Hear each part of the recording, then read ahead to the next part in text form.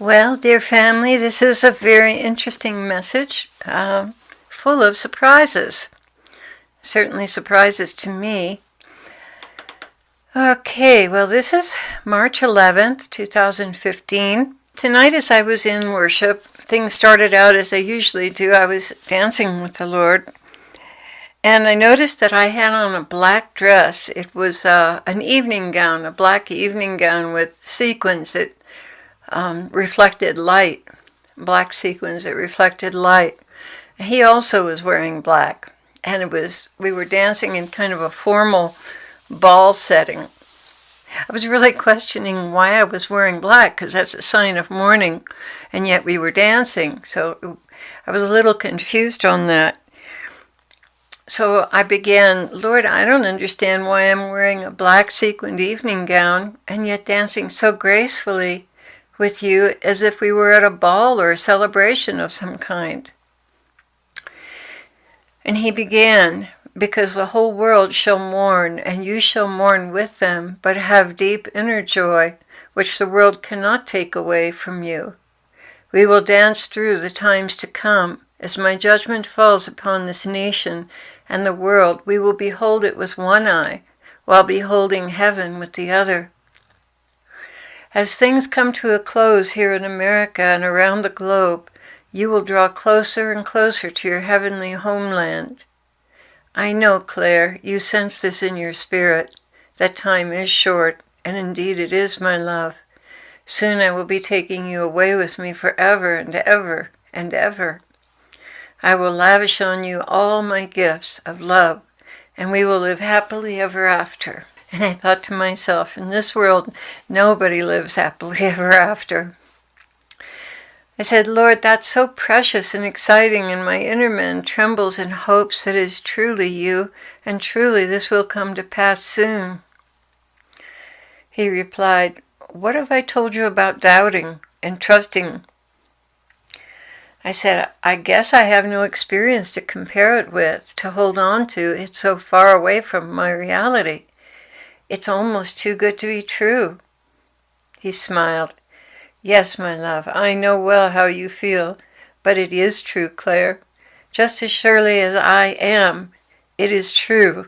And I know it's beyond what you can imagine, and that delights me even more because I love to see you surprised and overwhelmed with my loving provision for you. So the world will mourn, but we will have one eye in heaven and one on earth. That's right. Lord, how can I be happy knowing what mankind is suffering on this earth and how you suffer with them? I really question this, as well as, he finished my sentence, as well as coming back to help? Yes. I mean, there's so many rumors about us being trained and coming back to help during the tribulation. The Lord answered me, and he said, you are going to enter into my rest. You have labored, and now you are going to rest. I have not called my bride to be any part of this judgment that is coming. I'm not removing you so you can watch from heaven and suffer. Is that clear? Oh, well, I'm not. Your job is done here until we return. I will come to you for comfort, but I will not expose you to the horrors of earth. I cannot, and I will not. Lord, can I question your wisdom on this? Why not? You always do. Why should today be different from any other day, Well, this is no laughing matter, but you are making me laugh. We can have fun together sometimes, even when it is hard and heart-wrenching for us both. In my divine plan, I have limits to what each one must undergo. I have purposes and I have limits. My love, do not question, just accept. Just receive the gift of freedom from the alienation and troubles of this world. Lord, my gut feels funny. That's unbelief, Clare. So I rebuked it, and strangely, it went away. My love, many think it's heroic virtue to come back and be present for the chastisement. They don't know what they're talking about.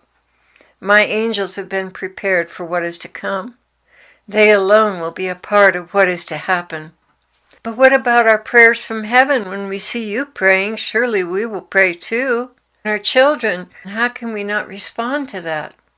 He answered me, there will be times when you will pray for them, but your knowledge will be so far above what it is now, that even then, what you pray, it will be for their best. No longer will you be dramatically tied into them. Rather, you will see them as I see them, as a part of humanity that must be purified from sin. It will not lessen your affection, but it will change your perspective to one of seeing from heaven. So I won't be pulled into an emotional whirlwind like I am when they go through dramas now. Exactly. You will love them from a distance, and yet as their mother, it will all make sense to you then, my love. It truly will. So we will not be returning during the tribulation to get to see all the things going on earth? No, you will not. You will touch in from time to give them courage, but you will not be a part of the drama. Rather more like an apparition that speaks encouragement, but not engaged in the painful realities. You see, your reality is going to be so much more different in a sense.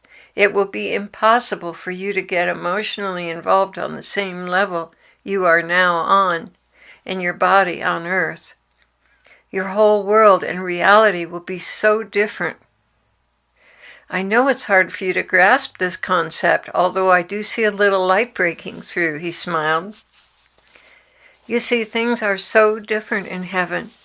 Even now, you cannot compute how you will react or see from heaven. It is the true reality. What you are now in is only a mist. When you've been distanced from it, well, there's just no way for me to explain it to you. You have to experience it, my love. But you can take my word for it, will you?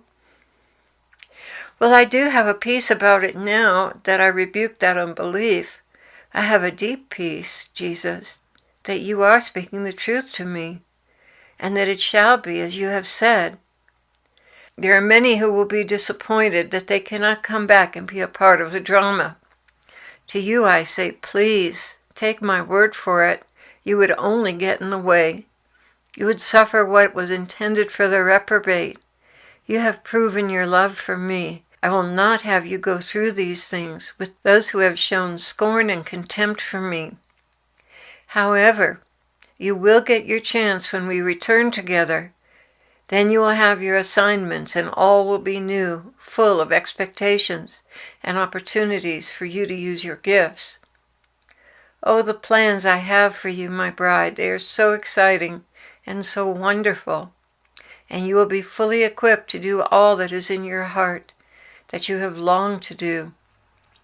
Yes, you will be perfectly equipped. Your music will flourish, and your playing will be nothing less than perfection. And the anointing will bring hearts to me to heal and restore. You see, that is what you are all expecting. You're just getting ahead of me by thinking it will be during the chastisement. You will all have the opportunity to do everything that is in your heart, and so much more that I have planned for you. No longer will you labor and see no results because of the hardness of hearts. No, hearts will be wide open to receive all that you have to give. Oh, rejoice, my brides, rejoice. Great is your reward, and great shall be your assignments. Rejoice. Look forward to this.